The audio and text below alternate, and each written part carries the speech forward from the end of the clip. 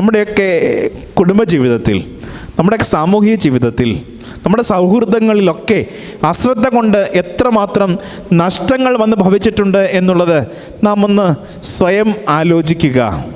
എന്ന് പ്രിയമുള്ളവരെ, നമ്മുടെ അശ്രദ്ധ കൊണ്ട് അങ്ങനെയൊക്കെ ചില നഷ്ടങ്ങൾ ഉണ്ടായെങ്കിൽ അതൊന്ന് മാറുന്നതിന് നാം ബോധപൂർവം ആഗ്രഹിക്കുകയും ശ്രമിക്കുകയും ചെയ്യുക എന്നുള്ളത് പ്രധാനപ്പെട്ടൊരു വസ്തുതയാണ്. നമ്മുടെ മക്കളോടൊക്കെ ഉള്ള ബന്ധത്തിൽ, പ്രത്യേകിച്ച് ഈ കൊറോണ വന്ന സമയം മുതൽ നമ്മുടെ മക്കൾക്ക് ടെക്നോളജിയുമായിട്ട് വല്ലാതൊരു അഭിനിവേശം കൂടിയിട്ടുണ്ട്. സ്മാർട്ട് ഫോണും ഇൻ്റർനെറ്റിൻ്റെയും ഒക്കെ ഉപയോഗം വല്ലാതെ കൂടിയിട്ടുണ്ട്. നമ്മളെക്കാൾ മിടുക്കരാണ് ഈ കാര്യങ്ങളിൽ അവർ.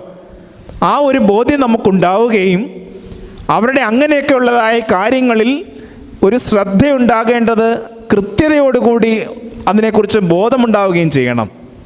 ആ ശ്രദ്ധയില്ലായ്മ വലിയ അപകടങ്ങളിലേക്കും കൊണ്ടുവന്നെത്തിക്കുന്നുണ്ട് എന്നുള്ളത്